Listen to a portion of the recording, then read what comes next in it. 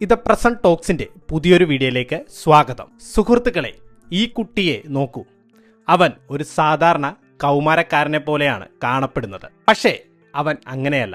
അവൻ കഠിനമായ കുറ്റകൃത്യങ്ങൾ ചെയ്യാൻ ഇഷ്ടപ്പെട്ടു. അവൻ നിരവധി വിമാനങ്ങൾ വരെ മോഷ്ടിച്ചു. പോലീസ് അവന് $10,000 പാരിതോഷികം നിശ്ചയിച്ചു. വളരെ ചെറിയ പ്രായത്തിൽ അവൻ ഇതെല്ലാം ചെയ്തു.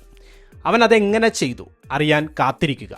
കൂടാതെ വിമാനം പറത്താൻ ഒരു ട്രെയിനിങ്ങും ഇല്ലാതെ വിമാനം മോഷ്ടിച്ചു ക്യൂബയിലേക്ക് പറക്കാൻ ശ്രമിച്ചപ്പോൾ എന്താണ് അദ്ദേഹത്തിന് സംഭവിച്ചതെന്ന് ഉൾപ്പെടെ വിവിധതരം മറ്റു മോഷണ പ്രവർത്തനങ്ങളുടെ എക്സിക്യൂട്ടറായ കോൾട്ടൺ ഹാരിസ് മൂറിന്റെ കഥയാണിത്. അതെ, വെറും 16 വയസ്സ് മാത്രമുള്ളപ്പോൾ FBI മോസ്റ്റ് വാണ്ടഡ് ലിസ്റ്റിൽ ഇടം നേടിയത് സങ്കല്പിക്കുക.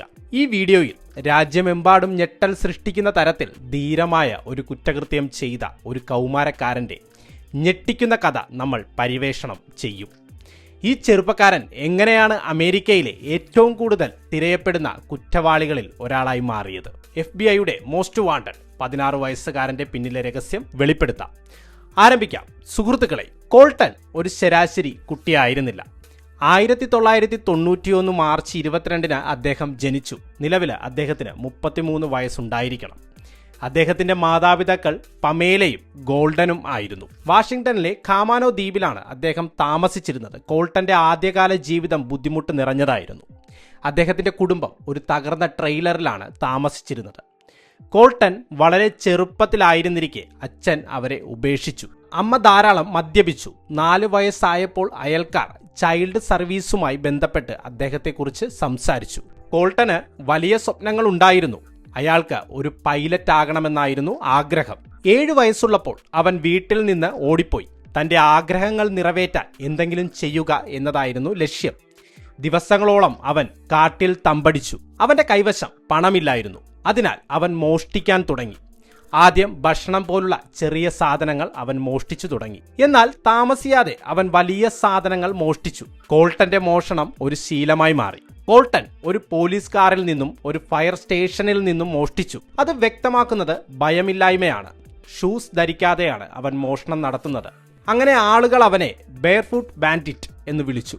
കൗമാരപ്രായത്തിൽ അവൻ 50-ലധികം മോഷണങ്ങൾ നടത്തിയതായി പറയപ്പെടുന്നു.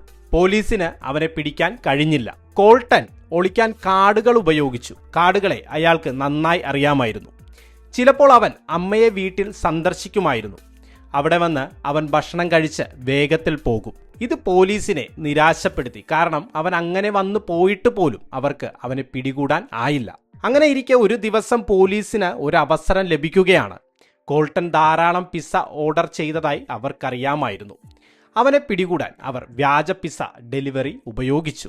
അവൻ അങ്ങനെ അറസ്റ്റിലാവുകയാണ്. 12-നും 15-നും ഇടയിൽ കോൾട്ടൺ ജുവനൈൽ ജയിലിൽ ധാരാളം സമയം ചെലവഴിച്ചു. വീണ്ടും പുറത്തിറങ്ങിയതിനു ശേഷം മോഷണം തുടങ്ങി. അദ്ദേഹം സമൂഹ സേവനവും ചെയ്തു വന്നു. കള്ളനാണെങ്കിലും മോഷണ വിഹിതത്തിൽ നിന്ന് സമൂഹ സേവനം ഒരു പതിവായിരുന്നു. കോൾട്ടൺ തന്റെ ക്രിമിനൽ പ്രവർത്തനങ്ങൾ വ്യാപിപ്പിച്ചു. മണിക്കൂറുകൾക്കുള്ളിൽ സ്കൂളിൽ അതിക്രമിച്ചു കയറി. മോഷണം നടത്തിയതുൾപ്പെടെ നിരവധി കുറ്റങ്ങൾ ചുമത്തപ്പെട്ടു. 2007 ഫെബ്രുവരിയിൽ 15 വയസ്സുള്ള കോൾട്ടൺ ഒരു വീട്ടിൽ അതിക്രമിച്ചു കയറുന്നതിനിടെ പിടിക്കപ്പെട്ടു. ഉടമയില്ലെന്നറിഞ്ഞുകൊണ്ട് ഒരു അയൽക്കാരൻ ലൈറ്റുകൾ കത്തുന്നത് ശ്രദ്ധിച്ചു. പോലീസുമായുള്ള 2 മണിക്കൂർ നീണ്ട സംഘർഷത്തിന് ശേഷം കോൾട്ടനെ അറസ്റ്റ് ചെയ്യുന്നു. 3 കുറ്റകൃത്യങ്ങൾ ചുമത്തി. Green hill maximum security juvenile സെന്ററിൽ നിന്ന് 3 വർഷം തടവ് ലഭിച്ചു. 2 വർഷത്തിന് ശേഷം 17 വയസ്സുള്ള കോൾട്ടൺ ഒരു മാതൃകാ തടവുകാരനായി. നല്ല പെരുമാറ്റം കാരണം അദ്ദേഹത്തെ ഒരു മിനിമം സെക്യൂരിറ്റി സെന്ററിലേക്ക് മാറ്റി. എന്നിരുന്നാലും 2008 ഏപ്രിൽ 29 രാത്രികാല ബെഡ് പരിശോധനയ്ക്കിടെ കോൾട്ടനെ കാണാതായി. 2ാം നിലയിലെ ജനാലയിലൂടെ അയാൾ ഞെരുങ്ങി രക്ഷപ്പെട്ടു. 6 ആഴ്ച കഴിഞ്ഞിട്ടും അധികാരികൾക്ക് അവനെ കണ്ടെത്താനായില്ല. ജൂലൈ 18 കമാനോ ദ്വീപിൽ വെച്ച് പോലീസ് ഒരു കറുത്ത മേഴ്സിഡീസിനെ പിന്തുടർന്നു. ഡ്രൈവർ കാർ ഉപേക്ഷിച്ച് കാട്ടിലേക്ക് ഓടി. കാറിനുള്ളിൽ മോഷ്ടിച്ച വസ്തുക്കളും കോൾട്ടന്റെ സ്വയം ഛായാചിത്രങ്ങളും പോലീസ് കണ്ടെത്തി. ഇതിനുശേഷമുള്ള കോൾട്ടന്റെ കൃത്യമായ നീക്കങ്ങൾ അജ്ഞാതമാണ്. പക്ഷേ ഓർക്കാസ് ദ്വീപിൽ നടന്ന നിരവധി കവർച്ചകൾ അവിടെ അദ്ദേഹത്തിന്റെ സാന്നിധ്യത്തെക്കുറിച്ച് സൂചന നൽകി. മോഷ്ടിച്ച ബോട്ട് ഉപയോഗിച്ചാണ് അദ്ദേഹം ദ്വീപിലെത്തിയതെന്ന് വിശ്വസിക്കപ്പെടുന്നു. ദ്വീപിൽ കോൾട്ടൺ ഒരു ചെറിയ വിമാനത്താവളത്തിന് സമീപം ഒരു ക്യാമ്പ് സ്ഥാപിച്ചു. എല്ലാ ദിവസവും അദ്ദേഹം വിമാനത്താവളത്തിലേക്ക് സൈക്കിൾ ചവിട്ടി. വിമാനങ്ങൾ കാണുകയും രാത്രിയിൽ പഠിക്കാൻ വിമാന മാനുവലുകൾ മോഷ്ടിക്കുകയും ചെയ്തു. ഓൺലൈൻ വീഡിയോകളിലൂടെയും ഒരു ഫ്ലൈറ്റ് സിമുലേറ്റർ ഗെയിമിലൂടെയും അദ്ദേഹം പറക്കുന്നതിനെക്കുറിച്ച് പഠിച്ചു. 2008 നവംബർ 11 ആയപ്പോഴേക്കും താൻ വിമാനം പറത്താൻ തയ്യാറാണെന്ന് കോൾട്ടന് തോന്നി. ആ ദിവസം ശക്തമായ കാറ്റിനെ അവഗണിച്ച അദ്ദേഹം ഒരു ഹാങ്ങറിൽ കയറി ഒരു സെസ്ന വിമാനത്തിൽ കയറി പറന്നുയർന്നു. കോൾട്ടൻ ഒരു വിമാനം പറത്തുന്നത് ഇതാദ്യമായിരുന്നു. പറന്നുയർന്നതിന് തൊട്ടു പിന്നാലെ വിമാനത്തിന്റെ GPS പ്രവർത്തിക്കുന്നത് നിർത്തി. കോൾട്ടൻ വഴിതെറ്റിപ്പോയി. ശക്തമായ കാറ്റിൽ നിന്ന് രക്ഷപ്പെടാൻ അദ്ദേഹം പരിഭ്രാന്തനായി.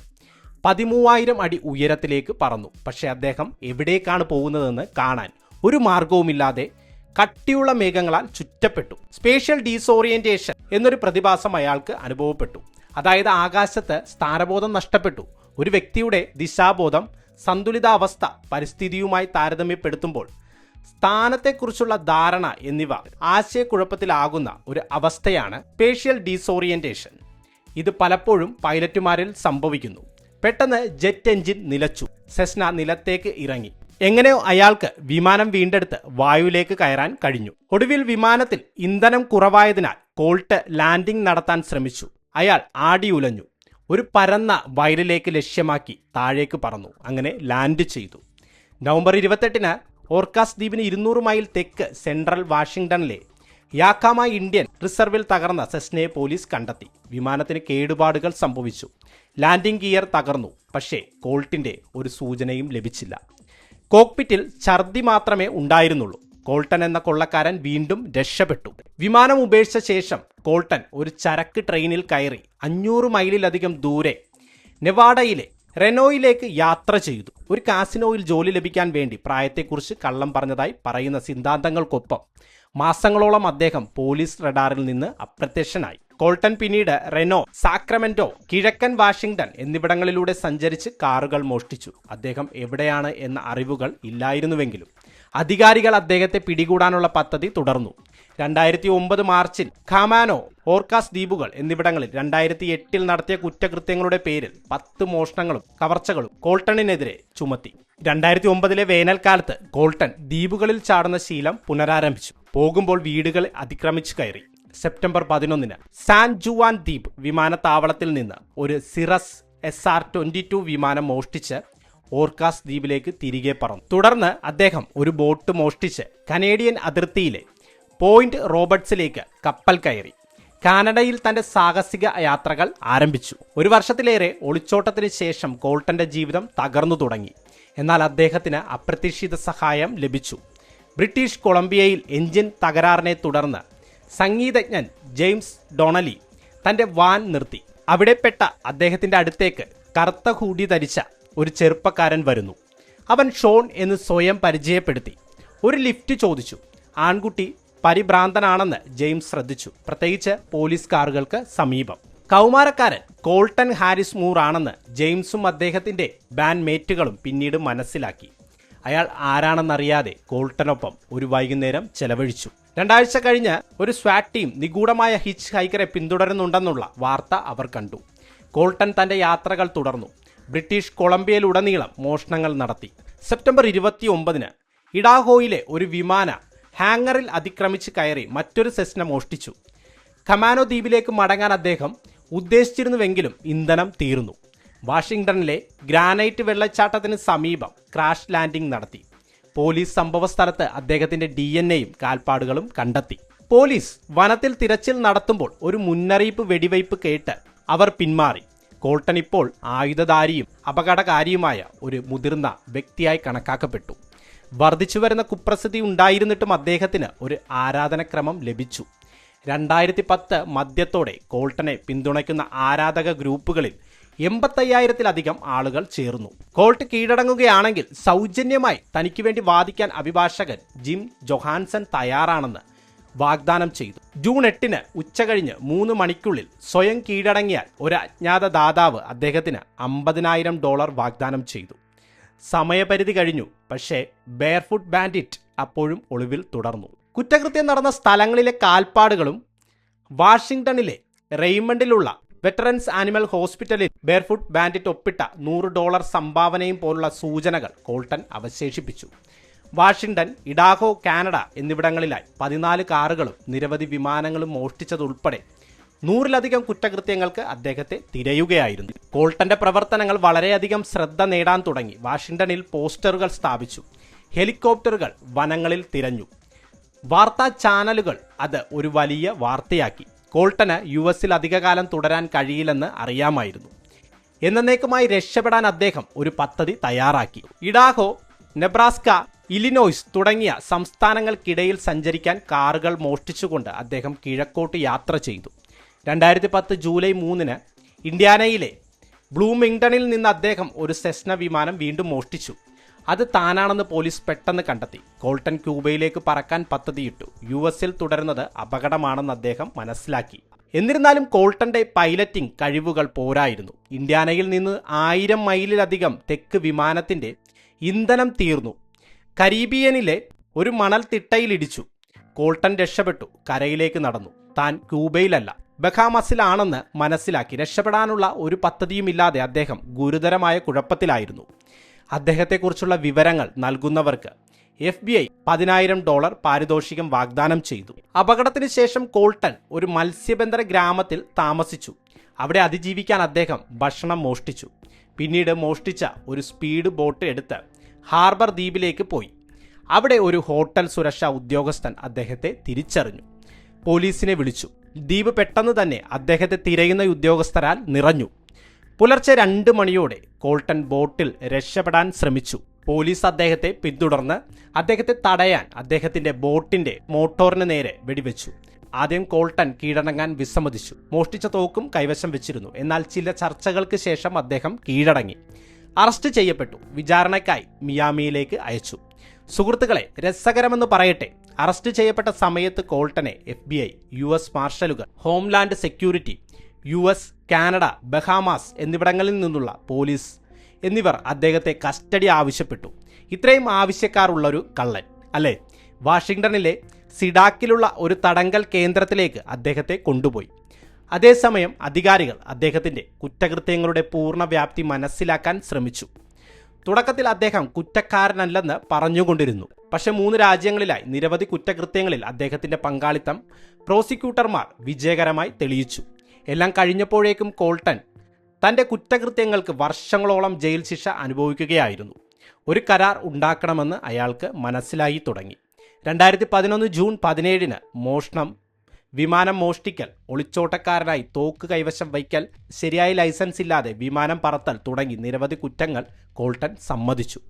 2011 ഡിസംബറിൽ കോൾട്ടൻ ജഡ്ജി വിക്കി ചർച്ചിലിന് തന്റെ കുറ്റസമ്മതം വിശദീകരിച്ചുകൊണ്ട് ഒരു കത്തെഴുതി. കത്തിൽ തന്റെ പ്രവൃത്തികളിൽ അദ്ദേഹം ഖേദം പ്രകടിപ്പിക്കുകയും താൻ കാരണം കഷ്ടപ്പെട്ടവരോട് ക്ഷമാപണം നടത്തുകയും ചെയ്തു.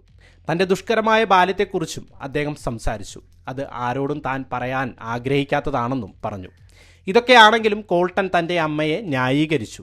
അവർ കുറ്റക്കാരല്ലെന്നും അദ്ദേഹം സ്വന്തം തീരുമാനങ്ങൾ എടുത്തിട്ടുണ്ടെന്നും പറഞ്ഞു. 2012 ജനുവരി 27-ന് കോൾട്ടന് ശിക്ഷ വിധിച്ചു.